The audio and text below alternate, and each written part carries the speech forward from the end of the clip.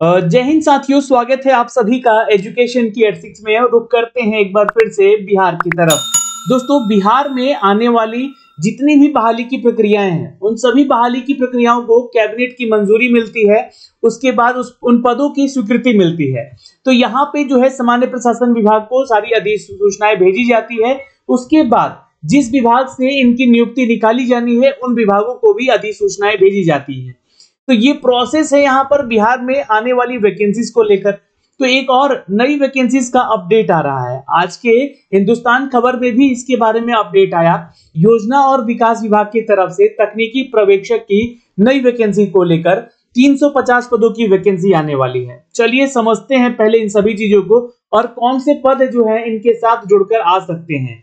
चलिए इसकी क्या एलिजिबिलिटी क्राइटेरिया है, इन सभी को समझेंगे। और एक सूचना और मैं आपको दे दूं, यहाँ से जो भी छात्र यहाँ पर हमारे वेबसाइट पर विजिट कर रहे हैं kieducation.in, उनको बहुत ही बेनिफिट हो रहा है। नई वैकेंसीज के नए अपडेट आपको यहाँ से अप टू डेट कर दिए जा रहे हैं। अभी देखिए एसएससी एमटीएस का जो है एडमिट कार्ड डाउनलोड करने का सभी रीजन का यहाँ पर लिंक अपडेट होने वाला है। तो आकर यहाँ से आप जो है ऐसे क्लिक करेंगे और दूसरे पेज पे आ जाएंगे, जहाँ पे इसके बारे में सारी जानकारी एक एक करके स्टेप बाय स्टेप चीजें दी गई हैं। आप यहाँ से आके हर वो अपडेट देख सकते हैं, चाहे वो एसएससी सीएचएसएल टियर 2 के एग्जाम डेट को लेकर हो। हर वो अपडेट यहाँ से अप टू डेट किया जा रहा है कि एग्जाम कब होगा, एडमिट कार्ड कब तक आएगा, सारी सूचनाएं आपको यहाँ से दी जा रही हैं। वैसे ही बिहार की अपकमिंग वैकेंसीज के बारे में और जो वैकेंसीज चल रही हैं उनके बारे में भी अपडेट यहाँ से आपको देखने को मिलेंगे। रेलवे से रिलेटेड जितनी भी वैकेंसीज है वो आपको यहाँ से देखने को मिलेगा। उनके सिलेबस से रिलेटेड भी चीजें हम लिख रहे हैं यहाँ पर, तो वो भी आपको चीजें देखने को आगे मिलेंगी। ठीक है, और एडमिशंस को लेकर जो भी सूचनाएं हैं हम आप तक पहुंचाने का प्रयास कर रहे हैं। तो फिलहाल दोस्तों आप इस वेबसाइट पे विजिट कीजिए। वेबसाइट का जो लिंक है हमने आपको डिस्क्रिप्शन में भी दिया हुआ है, या तो आप सर्च कर सकते हैं kieducation.in करके। अब आते हैं दोस्तों इनकी खबरों पे। जो खबर यहाँ पे आपको अपडेट की गई है, जहां पर बिहार राज्य में तैयारी चल रही है नई वैकेंसीज को लेकर। और नई वैकेंसीज में अगर हम बात करें दोस्तों यहाँ पे, तो योजना और विकास विभाग ने भर्ती के लिए शुरुआत तैयारी कर दी है। और धीमी हुई योजनाएं, जितनी भी बिहार सरकार की योजनाएं हैं, उन सबको अगर जितनी भी स्लो मोशन पे चल रहा है, तो उसको यहाँ पे फास्ट फॉरवर्ड करने के लिए ये क्रियान्वयन का रफ्तार बढ़ाएगा। ये आपका योजना और विकास विभाग का कार्य है। अब इनके कार्य को आगे ले चलने के लिए यहाँ पे जो भी सूचनाएं दी जा रही हैं, इनमें बताया जा रहा है कि करीब 350 तकनीकी पर्यवेक्षक का हम यहाँ पे बहाली लेने जा रहे हैं। तो राज्य में ये पूरी बहाली होगी। तो देखिए इसके लिए राज्य में विकास और योजना को रफ्तार देने के लिए ही इन तकनीकी यानी कि टेक्निकल इन पोस्ट के लिए यहाँ पे आपसे आवेदन लिए जाएंगे, इनकी नियुक्ति होगी। योजना और विकास विभाग ने इसकी तैयारी भी शुरू कर दी है। पिछले दिनों राज्य मंत्री परिषद की नियुक्ति को हरी झंडी भी यहाँ पे दी गई है। तो राज्य मंत्री परिषद ने यहाँ पे इनकी हरी झंडी दे दी है, यानी कि इसकी स्वीकृति मिल चुकी है इन 350 पदों के लिए, जो कि टेक्निकल पोस्ट है ये दोस्तों। यहाँ पे आपको बता दें, जिसके लिए आपको विभिन्न विभागों के योजनाओं और कार्यक्रमों को समय समय पर क्रियान्वयन और पर्यवेक्षण और अनुश्रवण के लिए बिहार स्थानीय क्षेत्र अवर अभियंत्रण। देखिए ये जो आपका पोस्ट है, इसके लिए आपको क्या एलिजिबिलिटी होना चाहिए, तो सिविल में जो है आपका डिप्लोमा एटलीस्ट होना चाहिए। ठीक है, तो आप इसके लिए आवेदन करेंगे। तो इसी के लिए जो है यहाँ पे बोला जा रहा है कि बिहार स्थानीय क्षेत्र के अवर अभियंत्रण, जो कि असैनिक यानी कि सिविल संवर्ग में डिप्लोमा या समक्ष योग्यता प्राप्त तकनीकी पर्यवेक्षकों की नियुक्ति यहाँ पर की जाएगी। आपके पास या तो एक्सपीरियंस हो या तो ये डिग्री हो, तभी आप जो है इसके लिए एलिजिबल होंगे। तो एलिजिबिलिटी के बारे में अगर आप सवाल पूछ रहे हैं तो ध्यान रखिएगा, सिविल इंजीनियरिंग में आपका या तो डिप्लोमा होना चाहिए, या फिर अगर आपने बीई बीटेक किया है तो भी आप यहाँ पे आवेदन कर सकते हैं।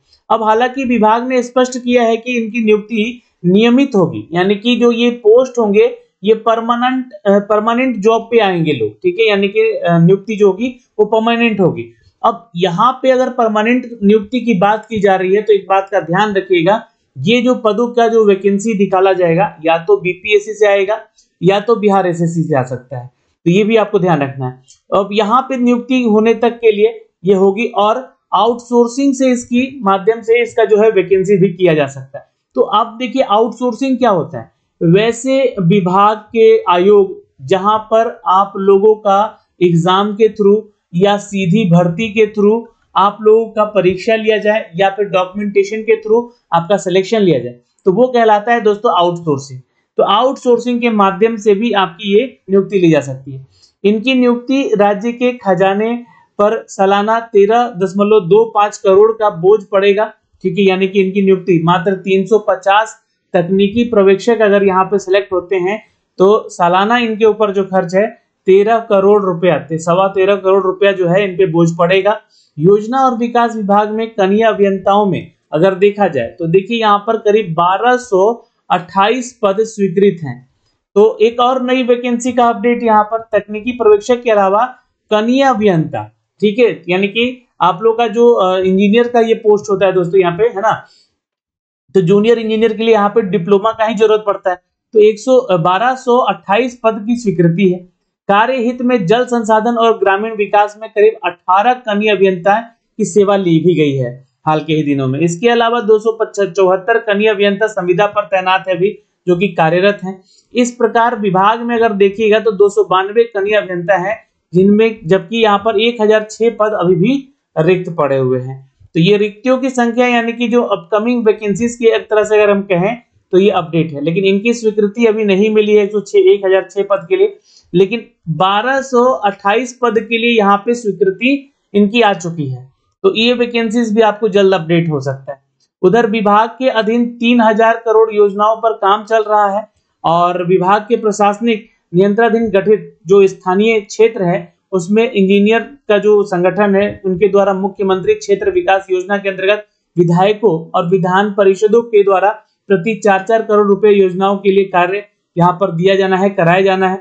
इस प्रकार साल में आपको बता दें कि 1272 करोड़ रुपए जो है कि योजनाओं पर काम होता है, लेकिन कनीय अभियंताओं की कमी होने की वजह से यहाँ पर योजनाओं की गति बेहद सुस्त पड़ी हुई है, जैसा कि यहाँ पे कहना है। और अभियंताओं की नियमित नियुक्ति के लिए सामान्य प्रशासन विभाग के माध्यम से बिहार तकनीकी सेवा आयोग अधियाचना भेजी है, लेकिन नियुक्ति के समय लगने की संभावना है, लिहाजा विभाग तत्काल में इसकी नियुक्ति करने का फैसला किया है। तो ये कब तक आ जाएगा?